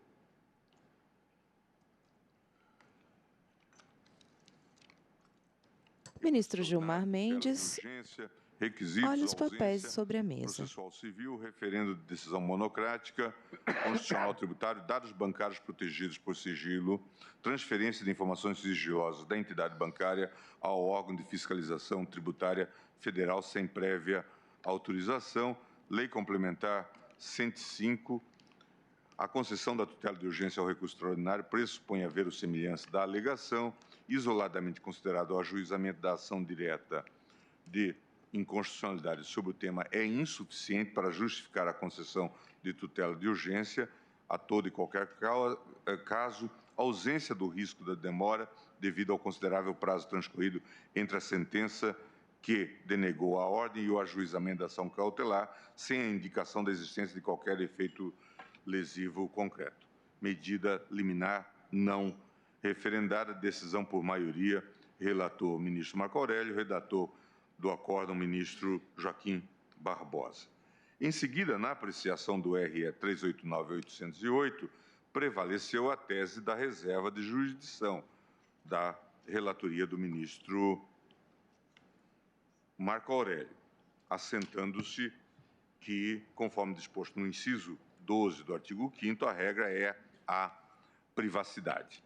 Na ocasião do julgamento do referido... Lista dos ministros sentados à esquerda. Ministro Edson Fachin, Rosa Weber, Carmen Lúcia, Gilmar Mendes e Celso de Mello. Sem prévia intervenção judicial.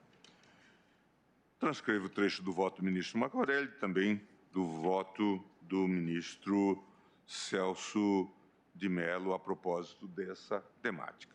Com o retorno da questão ao plenário em 2016, agora em sede de controle abstrato, e no julgamento do recurso com repercussão geral reconhecida, tema 225, RE 601, 314, o STF assentou a confluência entre os deveres do contribuinte, o dever fundamental de pagar impostos, e os deveres do fisco, o dever de bem tributar e fiscalizar.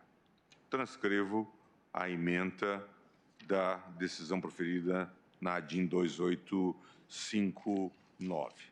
O julgamento pelo plenário das ADINs resultou na declaração de constitucionalidade das normas que flexibilizaram as regras referentes ao sigilo bancário para fins fiscais. Isto é, chancelou-se o compartilhamento dos dados bancários por instituições financeiras com os órgãos da administração tributária para fins de fiscalização, que é a guardiã natural da compilação de todas as informações bancárias e econômicas daqueles contribuintes que cumprem corretamente suas obrigações e entregam esses dados ao fisco, sendo corriqueira a utilização de tais dados para promover a cobrança.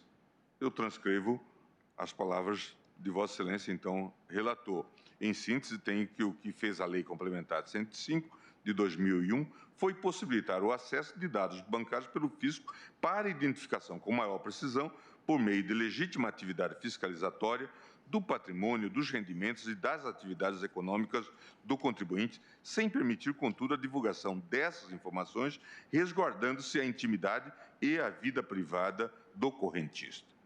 Esse resguardo se torna evidente com a leitura sistemática da Lei Complementar 105 de 2001, em verdade, bastante protetiva na ponderação entre o acesso aos dados bancários do contribuinte e o exercício da atividade fiscalizatória pelo fisco. E eu transcrevo mais outros trechos desse voto.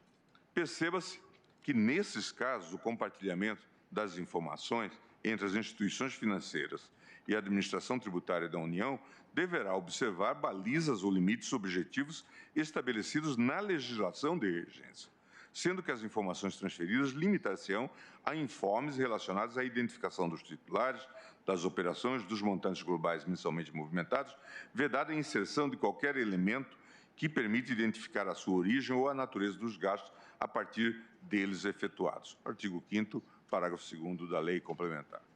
No ponto, importante destacar que a questão debatida no âmbito do conjunto das ações diretas em 2016, bem como do tema 225, diverge da posta em apreciação no tema 990, da repercussão geral, ora em discussão. O julgamento das referidas ações, embora tenha tangenciado ao longo dos debates a possibilidade de compartilhamento das informações globais obtidas pelo fisco para fins penais, não tratou efetivamente do tema. O objeto principal nas referidas ações era o compartilhamento de dados sigilosos entre a Receita e as instituições financeiras. E, nesse ponto, o Supremo Tribunal Federal reconheceu a importância do instrumento fiscalizatório instituído pelos artigos 5º e 6º da Lei Complementar 105 de 2001. Em votação, recurso em que se discute a constitucionalidade do compartilhamento de dados fiscais sem autorização judicial para fins penais. Aqui, a questão posta é outra. Discute-se a constitucionalidade do compartilhamento de dados fiscais acobertados pelo sigilo entre órgãos de fiscalização e controle, como a Receita e o COAF, como já foi admitido inicialmente por Vossa Excelência, e os órgãos de persecução penal, notadamente o Ministério Público. O regime jurídico de compartilhamento de informações bancárias e fiscais pela administração tributária evoluiu consideravelmente nas 3 últimas décadas. A extensão do sigilo fiscal e bancário no tratamento de informações pela Receita e a delimitação da forma e das possibilidades de compartilhamento de dados foram redefinidas a partir de um verdadeiro processo de amadurecimento institucional da Receita, em compasso com a supervisão do Poder Judiciário. Até o início dos anos 90, à Receita não eram impostas restrições muito bem definidas ao acesso a informações bancárias dos contribuintes. Nessa época, condutas excessivas praticadas pela direção daquele órgão geraram uma reação dos contribuintes, resultando em sentenças que condicionaram o acesso a informações bancárias à autorização judicial, sob a alegação de que inexistia adequado fundamento legal para o exercício daquela prerrogativa. Quem informa isto em um artigo é ninguém mais, ninguém menos do que Everardo Maciel, que é, como todos nós sabemos, o responsável por essas construções que se fizeram a partir de 2000, 2001. É certamente o principal conceptor da lei complementar referida.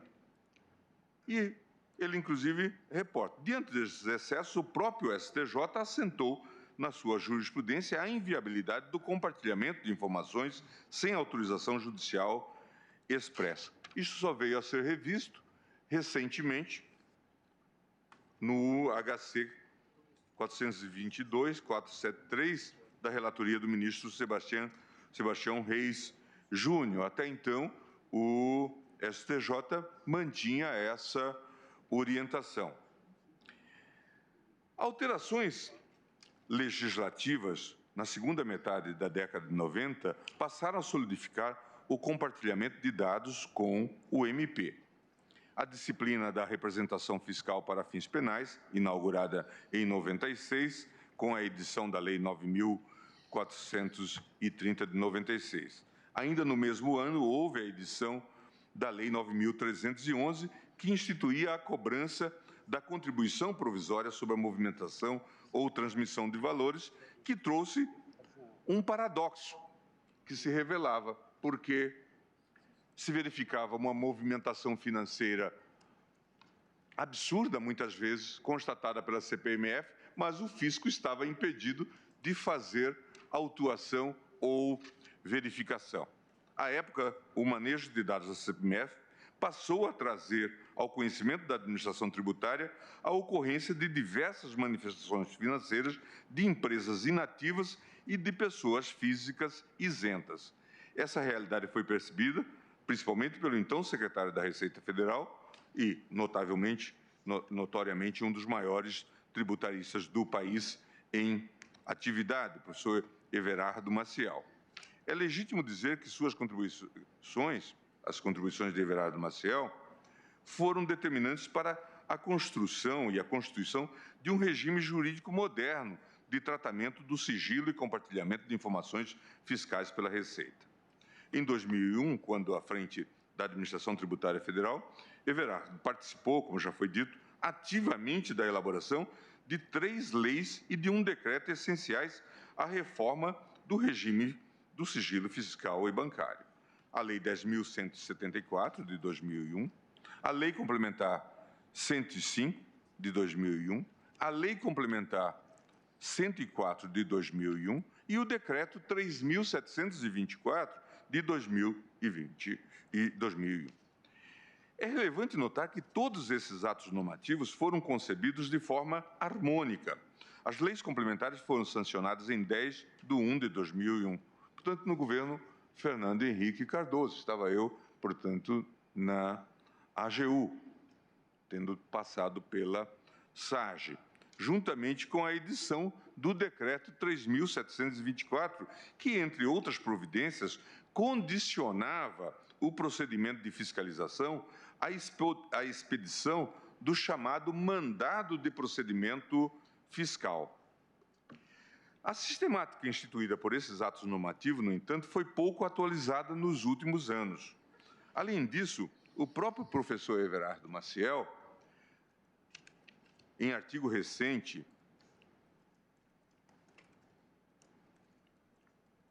que discute vazamentos da Receita Federal, destaca que as regras originais sofreram alteração para pior e os critérios de seleção dos contribuintes não evoluíram. Além disso, à ação fiscal foi acrescentada a pretensão de investigação criminal por parte da Receita, que Everardo claramente repudia e censura. Um claro retrocesso nesse sentido foi a extinção do chamado mandado de procedimento fiscal, instituído pelo Decreto 3.724 de 2001, e que constituía o marco inicial dos procedimentos fiscais relativos a tributos e contribuições administrados pela Receita Federal. Esse instrumento veio a ser extinto com a edição do Decreto 8.303 de 2014. Portanto, não faz muito tempo. Outra crítica feita pelo professor Everardo é a própria assunção contra a legem pela Receita da incumbência fiscalizatória penal em muitos casos. Como destacado pelo autor, é preciso se ter clareza de que a investigação criminal pelo fisco é desvio de função. Diante de toda essa evolução normativa, é necessário que nos mantenhamos abertos à autocrítica. É inegável que há casos, ainda que isolados, de abuso de poder e desvio de finalidade por parte dos representantes da administração tributária. Cito alguns casos recentes apenas para não deixar de registrar. Em fevereiro de 2020, 2019, houve um vazamento amplamente noticiado de informação de que a autodenominada Equipe Especial de Fraudes da Receita Federal abriu investigações secretas contra 134 agentes públicos, dentre os quais ministros desta Suprema Corte. A referida equipe elaborou a chamada nota COPS 48, na qual se descrevia que, desde a sua criação, a equipe já teria fiscalizado mais de 800 mil agentes públicos federais. O documento ainda afirmava que o grupo havia sido instituído para identificação de indícios de crimes contra a ordem tributária, corrupção e lavagem ou ocultação de bens, direitos e valores envolvendo agentes públicos, embora a Receita não tenha competência legal para fiscalizar todos esses crimes. O mais grave do episódio é que informações bancárias e fiscais sigilosas de diversos agentes públicos foram vazadas pelos agentes da Receita Federal. Outro episódio conexo com este, digno de nota, é a deflagração da chamada Operação Armadeira pela Polícia Federal em outubro deste ano. A operação da PF culminou na prisão de 7 auditores fiscais da Receita, acusados de extorquir investigados e colaboradores da Operação Lava Jato. É curioso que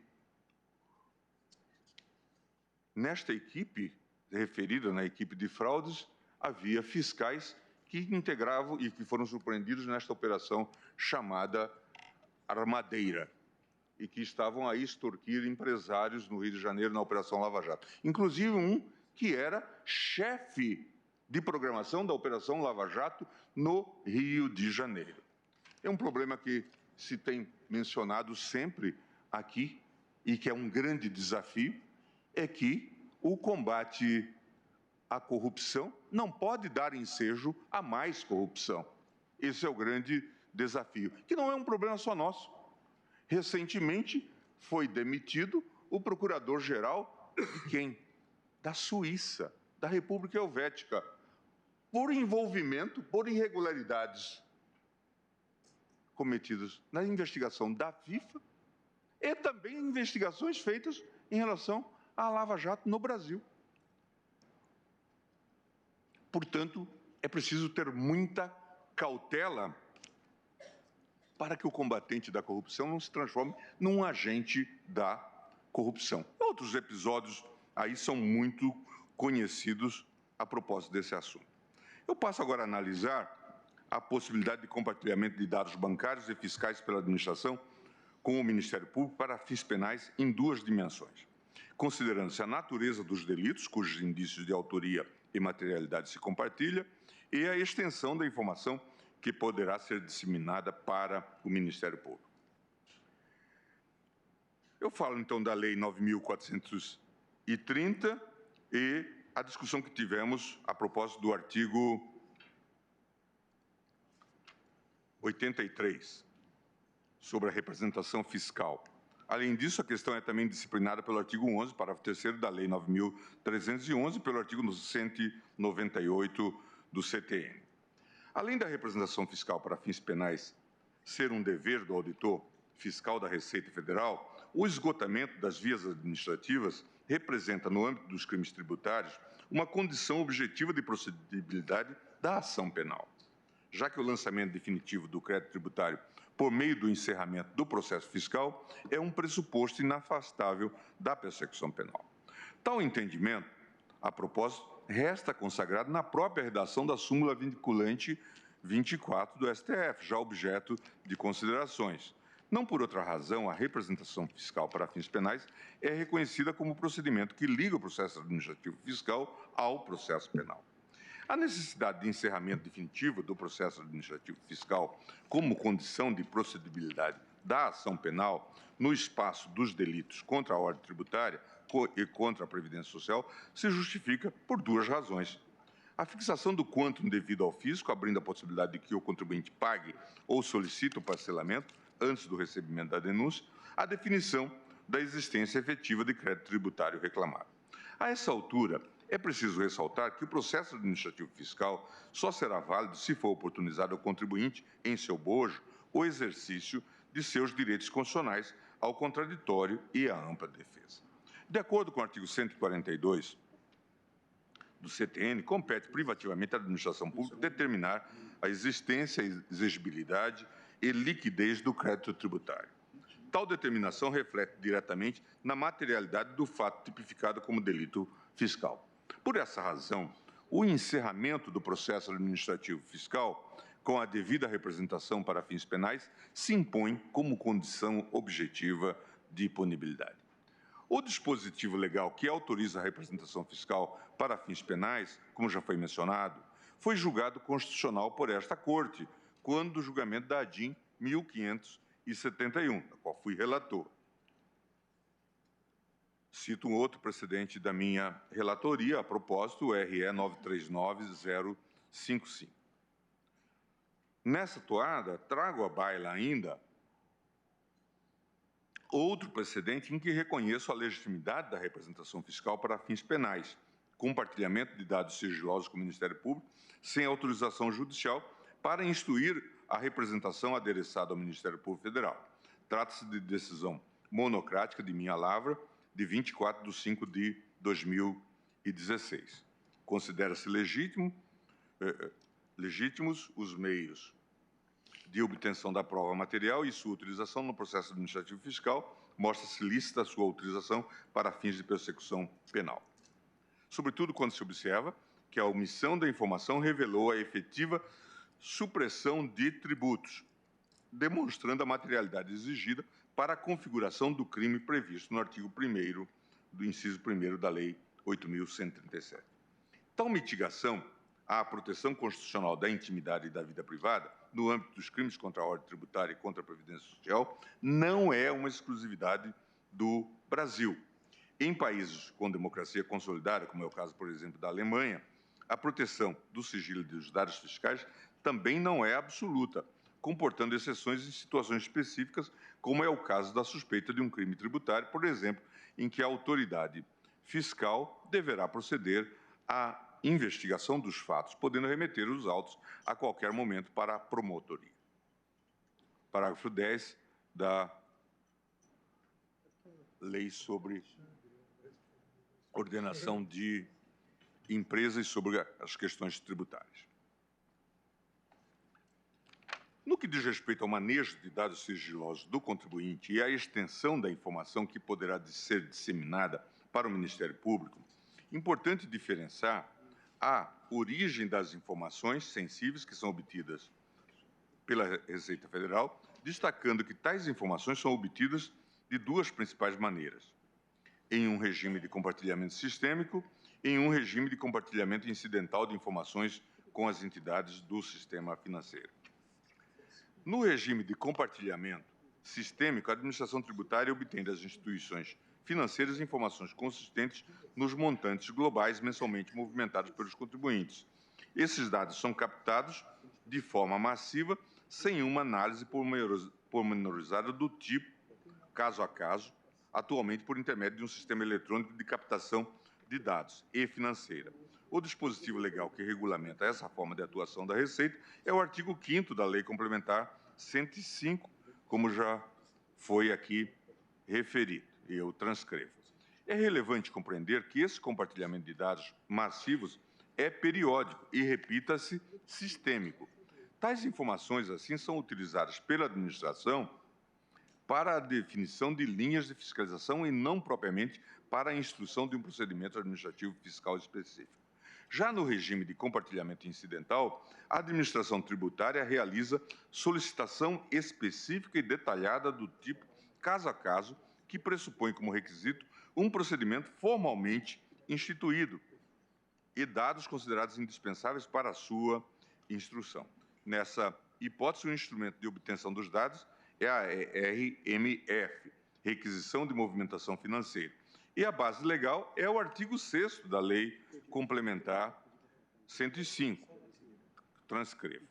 Portanto, A informação bancária e fiscal que chega à Receita Federal e, posteriormente, poderá ser repassada ao Ministério Público para fins penais é aquela que tem origem na competência legal do artigo 6º da Lei Complementar, cuja constitucionalidade foi reconhecida por este STF no julgamento do RE 601/314 da relatoria do ministro Edson Fachin. Destaco que a obtenção e a utilização dessas informações pela administração, no âmbito dos respectivos PAFs, ocorre somente após a própria Receita Federal oportunizar a apresentação desses documentos pelo contribuinte, sendo respeitadas as garantias do contraditório e da ampla defesa. Além disso, o uso dos dados deverá ocorrer de acordo com a estrita utilidade desses dados para a instrução processual penal. Eu transcrevo aqui os preceitos a propósito dessa questão. E digo, após o encerramento do processo administrativo fiscal e da constituição definitiva do crédito tributário, respeitado ainda o prazo para a cobrança amigável, a administração tributária encaminha a representação fiscal para fins penais às autoridades competentes. Eu transcrevo o artigo 198. E aí digo, a adequada compreensão do artigo 198 do CTN revela os possíveis caminhos de disseminação das informações bancárias e fiscais obtidas pelo fisco. No sentido da receita para o Ministério Público, tais informações são repassadas, portanto, pela via da representação fiscal para fins penais, nos termos do parágrafo 3º, inciso 1º do dispositivo. Já no sentido inverso, as autoridades administrativas poderão requisitar informações à Receita, desde que seja comprovada a instauração regular de processo administrativo no órgão ou na entidade respectiva, com o objetivo de investigar o sujeito passivo a que se refere a informação por prática de infração. Tudo nos termos do parágrafo 1º do inciso 2 do dispositivo. Partindo do pressuposto que a autoridade fiscal deve repassar ao Ministério Público todas as informações imprescindíveis para viabilizar a ação penal, ou seja, que demonstre a constituição definitiva do crédito tributário em face do contribuinte, considero temerário estabelecer de forma taxativa quais informações podem ou não constar da representação fiscal para fins penais.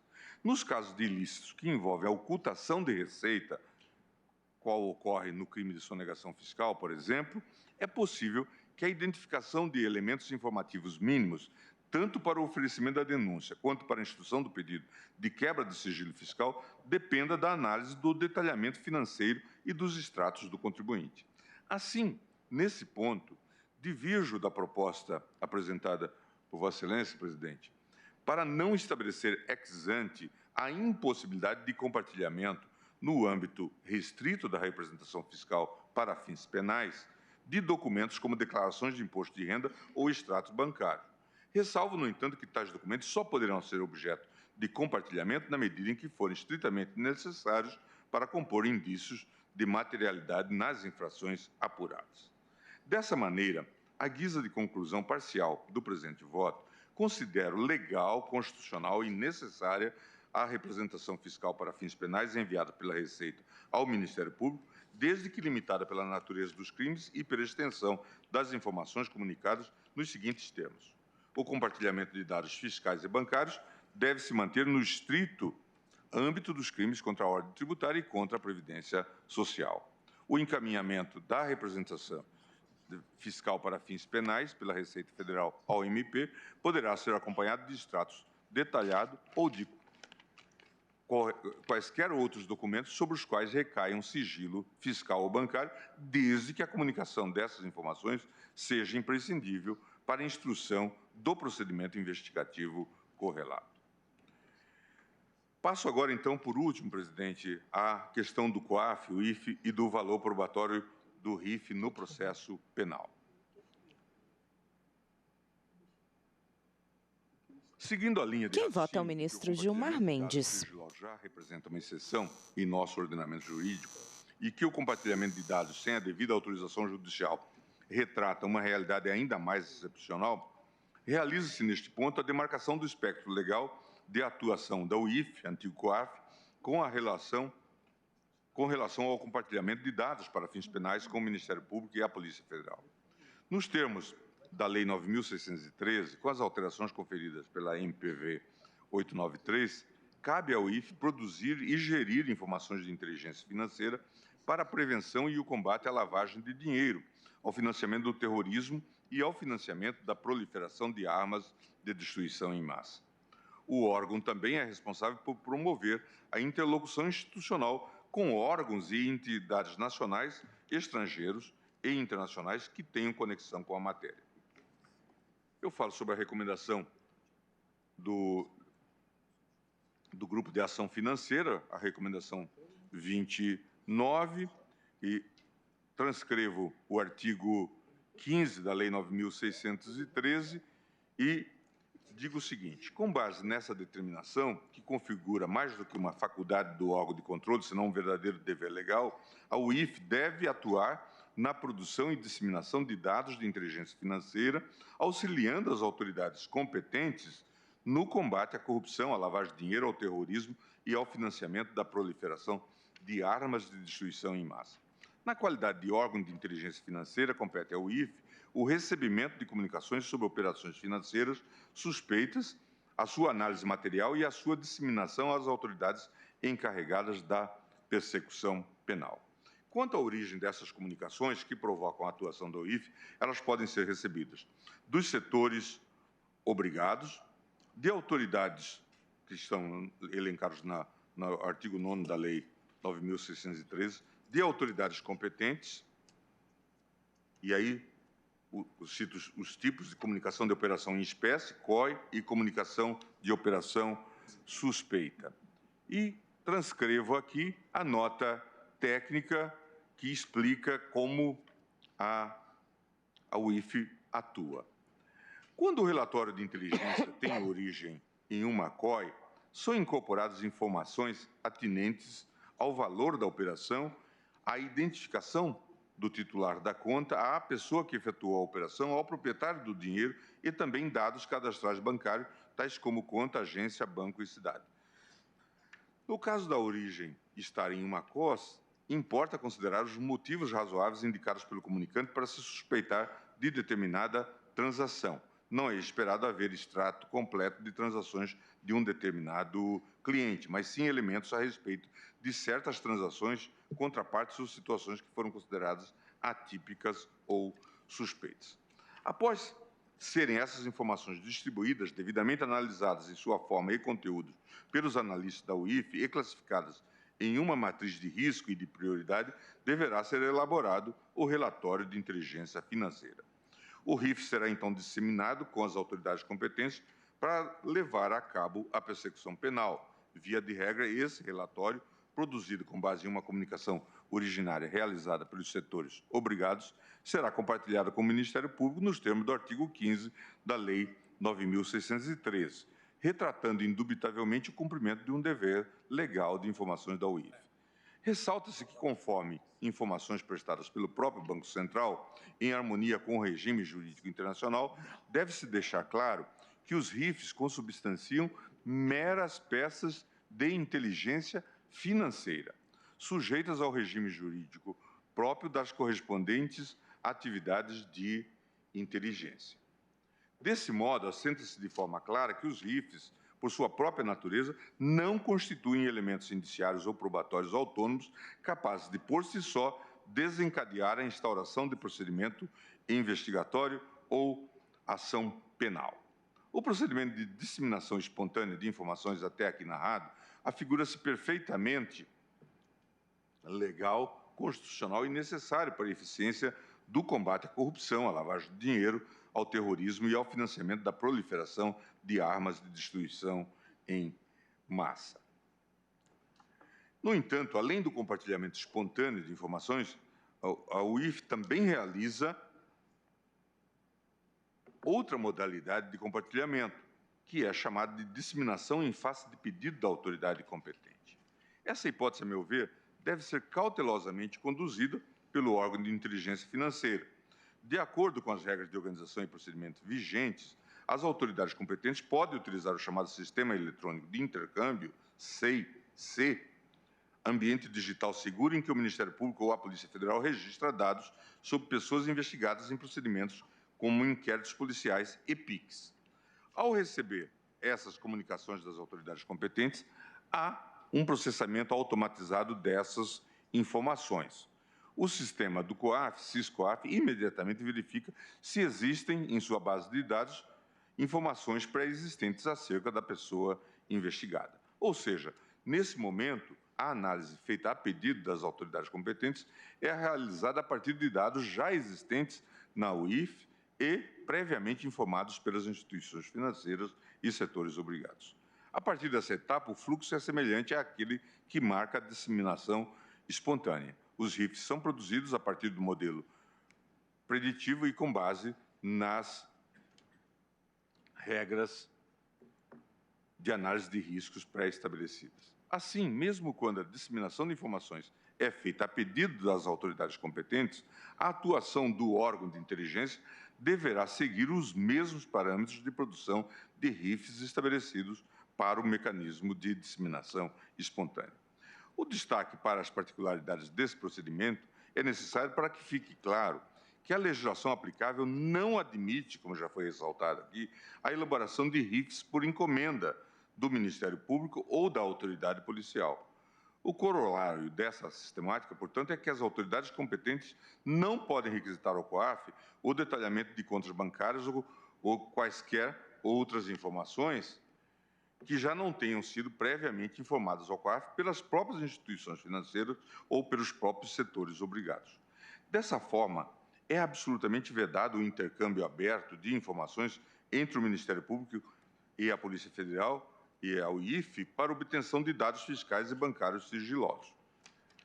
Faço aqui essa observação porque, na praxis institucional, o que se observa muitas vezes é um abuso das autoridades competentes na utilização dessa via de disseminação a pedido.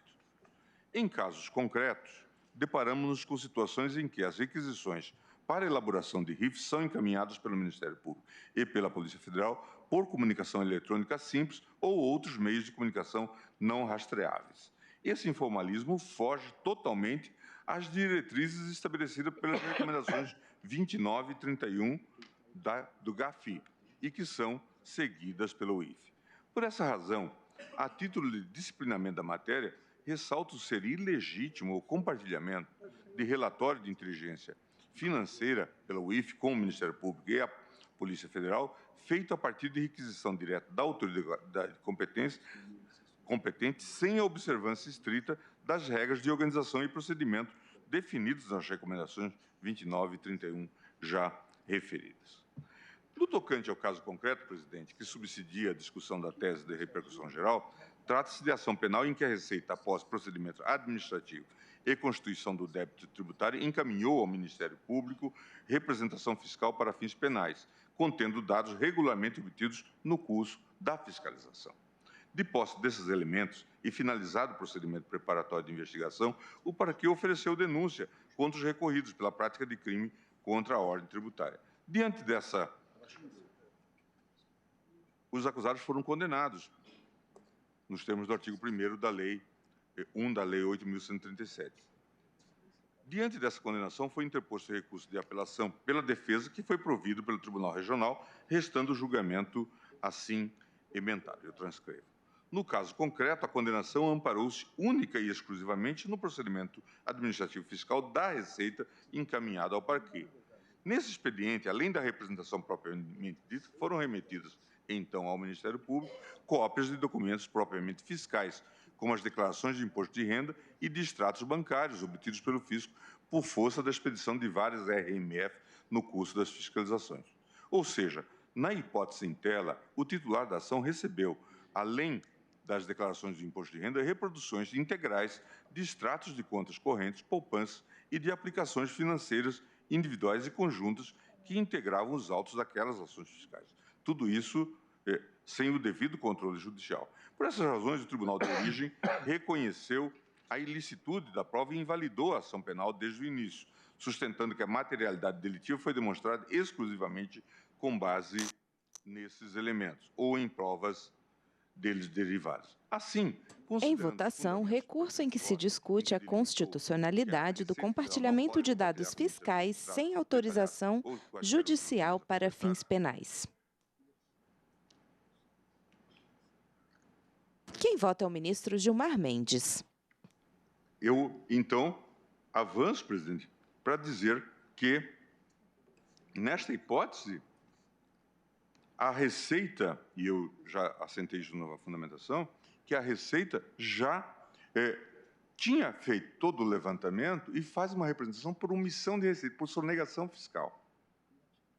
E por isso eu estou, então, reconhecendo a procedência, e por isso estou dando provimento ao recurso extraordinário, e ante o reconhecimento da legalidade do compartilhamento de dados da Receita Federal com o Ministério Público no caso concreto. Em relação ao IF, acompanho na íntegra as teses de repercussão geral fixadas por Vossa Excelência. Transcrevo todas essas teses. E no tocante à Receita, eu divirjo parcialmente, constatando que é constitucional o compartilhamento com o Ministério Público para fins penais dos dados bancários e fiscais do contribuinte obtidos pela Receita no legítimo exercício do seu dever de fiscalizar, ainda que sem autorização prévia do Poder Judiciário, desde que realizado nos estritos termos do artigo 83 da Lei 9.430. A representação fiscal para fins penais poderá versar sobre indícios de crimes contra a ordem tributária previstos no artigo 1º e 2º da Lei 8.137 e de crimes contra a Previdência Social, previsto nos artigos 168-A e 337-A do Decreto-Lei 2848 de 40. No encaminhamento da representação fiscal para fins penais, é permitido o compartilhamento de extratos detalhados ou de quaisquer outros documentos acobertados por sigilo fiscal bancário, desde que absolutamente imprescindíveis para a persecução penal. É como voto. Agradeço. Só uma dúvida. Pois não. Então, Vossa Excelência, ministro Gilmar, considerou ilícito nesse caso? Porque aí Intervém o ministro Luiz Fux. O recurso é do Ministério Público. Não, pois é, acompanhou. Se o ministro Gilmar considerou ilícito... Não. Conselho lícito. Lícito? Vossa Excelência estava na sessão? Lícito. Não, Considerou lícito o perguntando, compartilhamento. Gil, não pode... Eu apenas estou perguntando para verificar. Ele dá Considerou provimento. lícito. Sim. Lícito. Dá provimento ao recurso também para restabelecer a sentença de primeiro grau? Sim. Nesse alcance. Eu, em razão do horário, suspendo a sessão para o intervalo regimental. Parede de mármore clara ao fundo, bandeira do Brasil à esquerda, brasão ao centro, crucifixo à direita no canto superior. O ministro Dias Toffoli levanta-se do seu lugar, cumprimenta o Procurador-Geral da República, Augusto Aras, e direciona-se para a saída do plenário. O procurador também cumprimenta o ministro Marco Aurélio. Os demais ministros ainda permanecem sentados em seus lugares. Direciona-se para a saída também o ministro Alexandre de Moraes. Todos os ministros usam a toga, uma espécie de capa preta comprida.